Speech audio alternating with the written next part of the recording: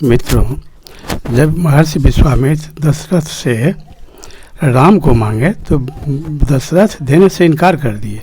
उस समय बहुत क्रोधित होकर के विश्वामित्र ने दशरथ से कहे कि ठीक है राजन, हम लौट जाते हैं। तुम्हारे वंश में एक से एक दानी राजा हुए हैं जो वचन के लिए कुछ भी कर लिए, और एक तुम हो कि अपना वचन भंग कर रहे हो। एक शिवी थे तुम्हारे वंश में जो एक कबूतर का जान बचाने के लिए अपने बोटी बोटी कटवा दी अपने शरीर का। एक हरिश्चंद्र थे जो अपने वचन का पालन करते हुए भरी बाजार में अपने पत्नी को खड़ा करके बेच दिया, और तुम अपने वचन से मुकर रहे हो। हम जा रहे हैं। तो शिवी और हरिश्चंद्र कौन थे सूर्यवंश में और उनकी कहानी क्यों वे लोग प्रसिद्ध हैं, सुन लें। तो उसमें पहले शिवी का कहानी मैं सुना दे रहा हूँ। बहुत ही अच्छा कहानी है, वीडियो के अंत तक बने रह करके सुन लें। तो हुआ यह कि सूर्यवंश में बहुत पहले एक शिवी नाम के राजा थे, बहुत धर्मात्मा, बहुत दानी और बहुत ही वचन को पालन करने से हुए थे। तो सूर्यवंश के सभी राजा, कहानी है कि राजा शिवी एक दिन दरबार में बैठे हुए थे। तो वह इतने धर्मात्मा थे, इतने वचन को पालनहार थे कि देवलोक तक उनका प्रसिद्धि हो गया था। तो एक दिन अग्निदेव और इंद्रदेव दोनों मिलकर के उनको सत्य वचन को परीक्षा लेने के लिए आए। अग्निदेव कबूतर बने और वह कबूतर बन करके राजा शिवी एक दिन दरबार में बैठे हुए थे, उनके गोदी में आकर के गिर पड़ा और बड़ा उनसे आर्त होकर के कहने लगा, राजन मुझे बचाइए बचाइए, हमारा प्राण संकट में है, शरणागत का रक्षा करना बहुत बड़ा धर्म है, आप हमको जान बचाइए। तब तक वो मनुष्य की आवाज़ में बोलने लगा। तब तक एक बाज पक्षी वहाँ पर पहुँचा, कहा और वह राजा से कहने लगा, राजन आप इसको छोड़ दीजिए, मेरा भोजन है, हमारा आहार है, हम बिना भोजन के कोई प्राणी जिंदा नहीं रह सकता है।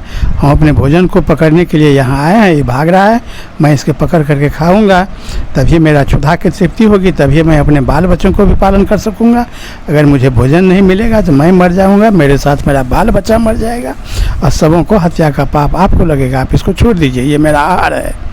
शरणागत की रक्षा करना महाराज शिवी ने सबसे उत्तम धर्म समझा। उन्होंने कहा कि नहीं, इसको हम नहीं छोड़ सकते, ये हमारे शरण में आ गया है और शरणागत का रक्षा करना प्रथम धर्म है, इसलिए मैं इनको नहीं छोड़ूंगा। वो बाज कुछ नहीं मानने के लिए तैयार रहते, नहीं ये मेरा भोजन है, आप छोड़ दीजिए, इसके बिना मैं जिंदा नहीं रहूँगा, हम इसको नहीं छोड़ेंगे। तो शिवी ने कहा कि नहीं, तुम कुछ भी कहो, हम इसको नहीं छोड़ेंगे, ये हमारे शरण में आया है और शरणागत का रक्षा मैं करूँगा ही।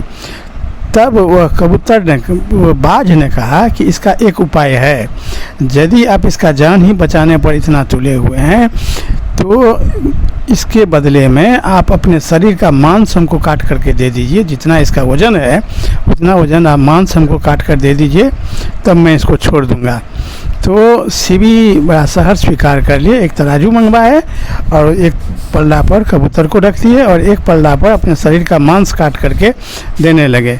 वह मांस काट करके शरीर का अपने हाथ से तलवार से काट करके देने लगे, और कितना भी देते थे तो कबूतर का ही पल्ला भारी होता रहता था। वो तो परीक्षा ले रहे थे देवराज इंद्र और अग्निदेव।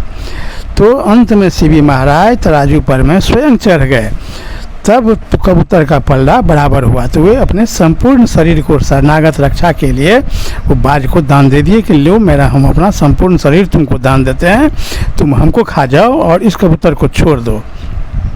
जब वो अपना संपूर्ण शरीर सहर्ष दान देने के लिए तैयार हुए तो वे लोग समझ गए कि ये अपने वचन से हटने वाले नहीं हैं, ये बहुत बड़े वचन के पालनहार हैं, बहुत बड़े धर्मात्मा हैं। अब हम लोग इनके परीक्षा लेने में हम ही लोग फेल हो गए और ये सफल हुए।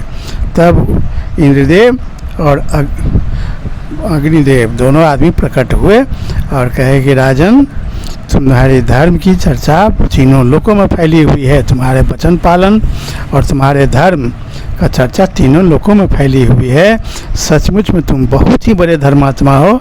इसी का परीक्षा लेने के लिए हम लोग पृथ्वी पर कबूतर और बाज बन के आए थे। तुमको हम लोग भी आशीर्वाद देते हैं, तुम अपने वचन के, धर्म के पालन के बहुत ही पक्के हो, तीनों लोक में तुम्हारा जय जयकार रहेगा।